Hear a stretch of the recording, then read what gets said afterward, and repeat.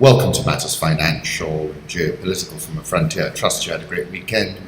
Getting some rain now, so that's a good development, I must admit, because the drought has been brutal and vicious. My macro thoughts: the dollar has almost come full circle in Donald Trump's sense. Heavy selling in Asia early Monday. Dollar index almost back to levels of election day. This is from David Inglis. And my piece over the weekend was April is the cruelest month, breeding lilacs out of the dead land. I've been reading Ngugi wa Thiong'o, and in his book Dreams in a Time of War, he writes, years later, when I read T.S. Eliot's line that April was the cruelest month, I would recall what happened to me one April day in 1954 in Chile, Limuru. The day came back to me, the now of it, vividly. And then I jumped to the opening lines of the poem to which Ngugi is referring. April is the cruelest month, breeding lilacs out of the dead land, mixing memory and desire, stirring dull roots with spring rain. And here we are, approaching April, and on the back of my mind I was thinking, will it be cruel? Internationally, April might well turn out very cruel for US President Trump. Investors ran the dollar and the Dow Jones higher after November the 8th polls, and now are running them both right down. The Trump trade has become the chump trade. Prices emit a very clear signal, and the signal in all this noise is very pure. What is also clear is that for all of Trump's distractions, incidental wiretaps, the US taps the Russian ambassador, he walks into Trump Tower through the back door for a meeting with Jared Kushner. Kushner does not declare it at the time, are set surely to confirm a simply unprecedented level of non-linear coordination between Team Trump and a foreign power. The failure to repeal Obamacare speaks to a president who is out of his depth, and the New York Times columnist Maureen Dowd described him thus: because you're sitting around in a bathrobe getting your information from wackadoodles on Fox News. Therefore, sell the dollar. Trump has injected political risk into the US equation in a way that we have not witnessed previously. Crude oil in New York closed out at $48.21. It's now at $47.63, which is a 5-month low. The price action is signaling a big risk of a further dramatic and asymmetric move to the downside. Keep an eye on Caracas, Riyadh, Abuja, Luanda, and all the rest. I expect April to be very cruel for these capitals. Closer to home, the Central Bank of Nigeria has engineered a powerful Naira rebound on the black market from levels above 500 to the dollar to below 400. Given my outlook for the price of oil, this Naira rally is not sustainable. In Nairobi, the stock market wobbled big.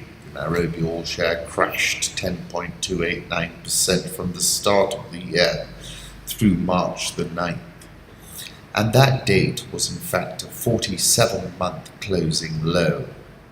The NSE 20 closed at a more than 8-year low at the end of January. The mood was dark. Everywhere we turned, it seemed policymakers were on a kamikaze mission to destroy shareholder value wherever they could find it. And what with the election just around the corner, I remember folks looking at me with some incredulity when I said, that's it for the year. This is the low. It's like an elastic band that has been stretched too far. Well, the Nairobi all-share is plus 9.1874 since March the 9th. The NSE 20 is plus 10.33% since January the 30th. A number of stocks have struck more than 2017 highs. Standard Chartered closed plus 15.34% in 2017. Plenty more upside scope after reporting full-year profit after tax, accelerated 42.679%. KCB is plus 9.56% in 2017, a 3 shilling final dividend is supporting that. Safaricom is marginally down for the year as it recovers from what was an onslaught. It looks outstanding value even after staging an 8.52% rally in March. Local institutions are overweight bonds and underweight equities and have been caught wrong-footed and need to rebalance their portfolios urgently, more in favour of equities. The shilling closed the week just below 103 to the dollar in January. I recall a barrage of headlines which made you think the shilling was tanking. I remember being at a conference at the Radisson Blu and a fellow pulling me aside and saying, "Look, buddy, it's all about the risk of a big asymmetric move to the downside." I have a fondness for the word asymmetry and its derivations. For example, what happened in London where a middle-aged crackpot in a rented Hyundai caused havoc is an example of asymmetric warfare. So I recall that conversation, the now of it, vividly.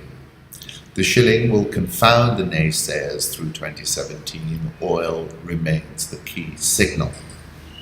US stocks post their worst week since the election as health bill fails. Home thoughts, I like this photograph, Neon Lights in Tokyo by Xavier Portela. Jeet Thail tweeted, "Infinite like the distance between one's eye and one's you."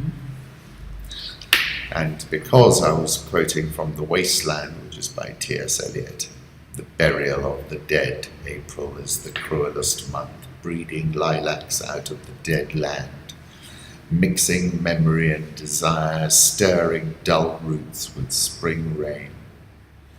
Then I jumped. "You gave me hyacinths first a year ago. They called me the hyacinth girl." I think we're in a rat's alley where the dead men lost their bones. What is that noise? The wind under the door. What is that noise now? What is the wind doing? Nothing. Again, nothing. You know nothing. Do you see nothing? Do you remember nothing? I remember there are pearls that were his eyes. Are you alive or not? Is there nothing in your head?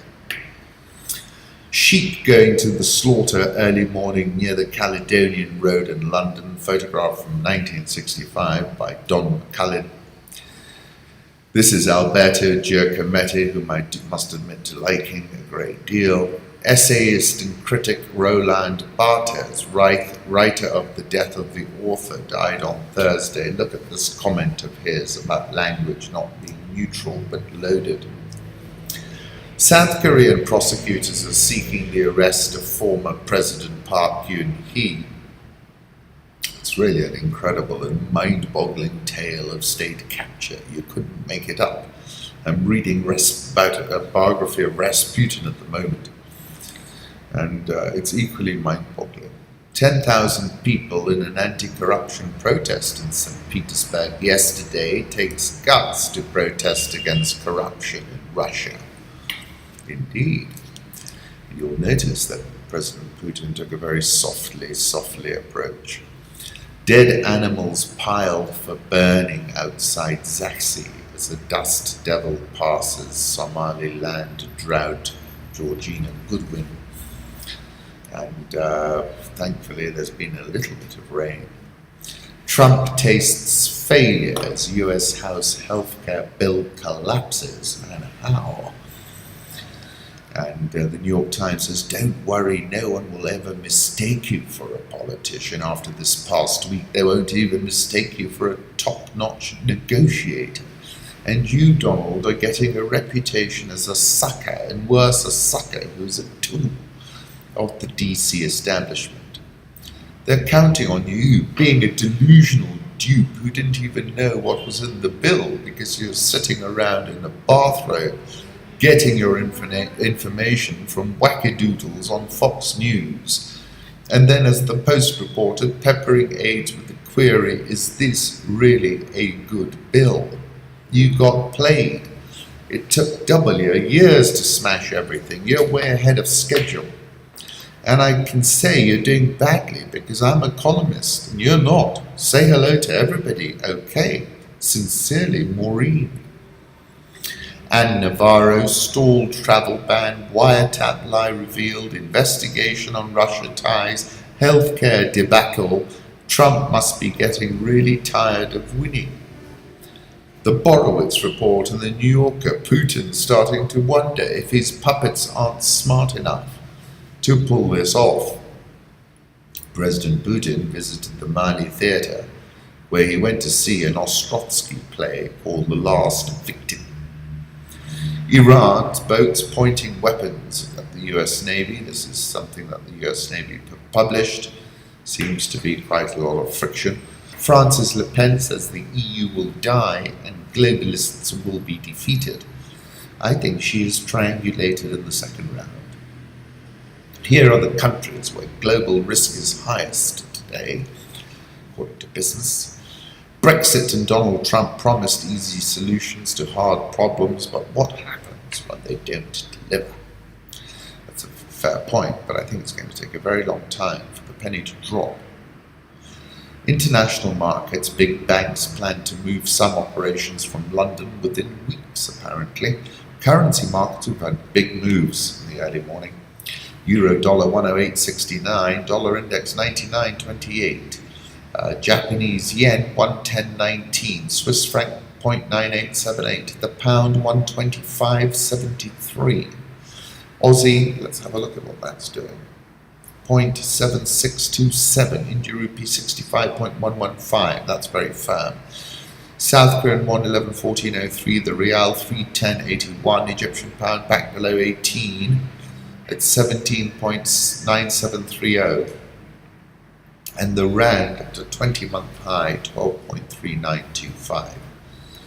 The dollar index has plunged through that P level I was speaking about, 99.50, as the Trump trade takes a big hit after the US healthcare flop. It's close to erasing its entire post-Trump rally. Sell it some more. Euro dollar, you remember I talked about a target of 109.90. I think we're headed there. Gold, that's recovered dramatically today, 1257.6. OPEC be warned, Russia prepares for oil at $40. If oil prices were to fall back to $40, we would see much larger deficits to finance. This is Moody's, and they're not wrong. On Friday, the price of Brent was at $50.80, with WTI, its US equivalent, at $47.97. Crude oil's price action is signaling a big risk of a further dramatic and asymmetric move to the downside, in my opinion. Look at this, the correlation between the ruble and oil has declined this year, falling to the lowest since August 2015. Sub-Saharan Africa, Rwanda's President Paul Kagame is the first African leader to address Washington's biggest pro-Israel forum, AIPAC. I think it's a clever geopolitical move. The special IGAD summit called to discuss the problem of Somali refugees ended in Nairobi. Again, this is a tweet from President Museveni thanking President Kenyatta. Tanzania's leader warns the media after minister fired over TV dispute. Tanzanian President John Magufuli warned media organizations against inflammatory reporting a day after he fired a cabinet minister who defended press freedom. Media owners, let me tell you, be careful, watch it, Magufuli said on Friday in the commercial capital Dar es Salaam. If you think you have that kind of freedom, not to that extent. Magufuli on Thursday dismissed Information Minister Nape Nnauye, who this week ordered an inquiry into a regional commissioner who tried to force a privately owned media company into to broadcast footage about a paternity case involving a political rival. The commissioner, Paul Makonda, is an ally of Magufuli, according to Dubai-based research group Teneo Intelligence. Ministers in the government should continue to work hard, Magufuli said at a swearing ceremony for Harrison Mokemba, who replaced Naye. In Tanzania, there is a small group of people who like to complain. Instead of looking for solutions, they want Tanzania to fail. It's unclear to me what their interests are. The President also warned attending journalists to avoid the kind of coverage that could lead to violence. He's proving extremely authoritarian. Congolese opposition calls for foreign cash to fund elections. DRC needs hundreds of millions of dollars in foreign support to pull off its first peaceful transition of power since its independence in 1960. Says one of the main contenders for the presidency, Moise Katumbi, a businessman and leading opposition figure, estimated that Congo, Sub-Saharan Africa's biggest country, would need $800 million to stage elections planned for November. The government of President Kabila, whose constitutional mandate expired in December, is claiming that it cannot pay for the poll. In an interview, Katumbi, formerly governor of mineral-rich Katanga province, said Mr. Kabila was using the cost of the election as an excuse to cling to power. If Kabila continues like that, he's going to kill the country. Katumbi repeated his vow to return to the DRC despite the risk of arrest, saying he would fly to Kinshasa as soon as an inquiry led by the Catholic Church reviewed his alleged property offence. He said he would charter a plane so as not to put fellow passengers at risk if security forces try to shoot it down. They're going to say it's a crash and innocent people are going to die. I would prefer to arrive on my own. If they want to shoot, they shoot me on my own, he said. Tatiana Karianis, an authority on the DRC, said that the businessman was in danger of losing relevance if he did not return soon. He is under pressure to shore up his street cred, she said. He has been out of the country for a long time while young kids are getting locked up. Mr. Katumbi said he had to choose the right moment and was no use to anyone dead. Kabila is scared about only one person, only me, he said. He's wasting time and he's going to make his chance smaller and smaller to leave a legacy. On the 6th of June 2016, when Katumbi was removed, I wrote, birthday boy President Joseph Kabila is constitutionally barred from running for a third term. And Moise Katumbi has set out his stall now and is a formidable adversary. Again, June 16, in fact, the numbers were building and Katumbi must have been thinking this might just turn into a tsunami. Again, Kabila, however, outwitted Katumbi by removing him from the street in the Congo entirely. Might well prove a cleverly administered technical knockout. Gwede's choice, shoot the king or shadow box the surrogates. South African all shares up 2.3% this year. The Rand has gained more than 10% against the dollar in 2017. I put up a chart and I think, it's now overdone. Ignacio Magnani, Egypt from Space Station by Night, Cairo. Egyptian pound back below 18 at 17.937. On the black market, the Naira gained 4.9% on Friday to close at a 7-month high of 410 as individuals rush to sell the dollar. The Nigerian all shares down 5.28% this year. The Ghana Stock Exchange Composite Index is up 11.92% this year. Ivory Coast government said it is seeking more assistance from the IMF to support the nation's 2017 budget after cocoa prices slumped, and they were the hero of 2016 in terms of GDP growth. With cocoa prices falling, we have some new budget constraints. Will issue the request as representatives of the IMF visit the West African nation until the first week of April for a review of the country's 3-year extended credit facility agreement of about $600 million. Cocoa futures in London have slumped by about a third since reaching a 6-year high in July.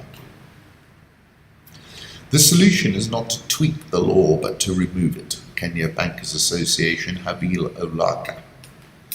Consider some proposals to make credit accessible. We know these problems and we're trying to address them.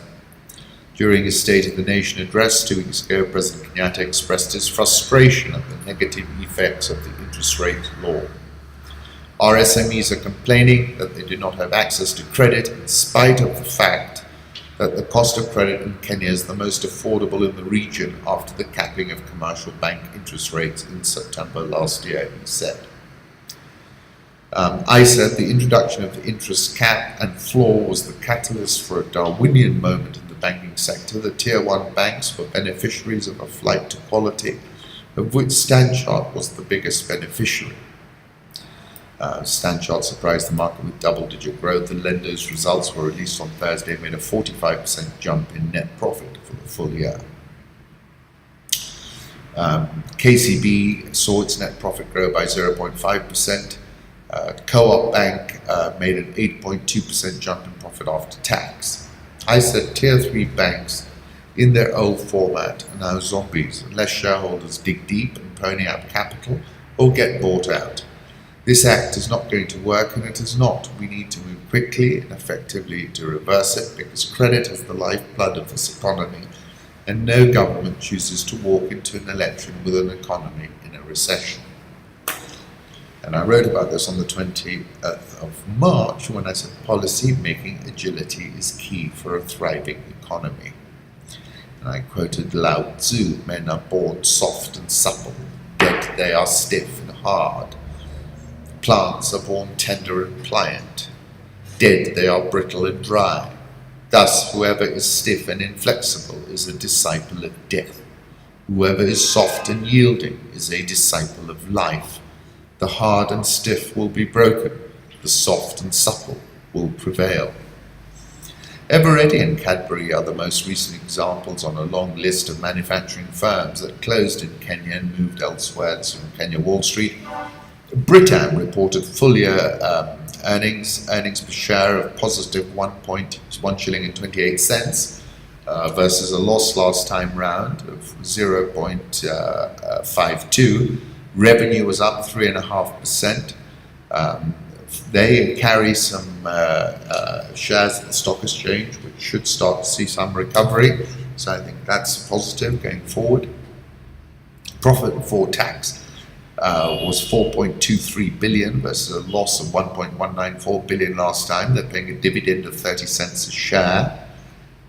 Key achievements for this period including achieving regionalization, operating in 7 countries, increased diversification of the product portfolio, asset management, property and microinsurance businesses were the new businesses. We still retain our position as the market leaders in unit trusts, with stellar growth in our assets under management, now at 109 billion shillings, over $1 billion. Currently, Peter Munga, the chairman of Equity, but I think he's standing down, has 36% of the shares. Kenya shilling is stronger at 102.465. Nairobi all shares down 2.05% this year, but up 9.1874% since 8th March. NSE 20 down 3.4% this year, but up 10.33% since the 30th of January. The shilling, in my opinion, will confound the naysayers through 2017, and oil is the key forward signal. Brookside is preparing to exit the Tanzanian market with the sale of its entire stake in the subsidiary to its French partner Danone. Once again, thank you for stopping by.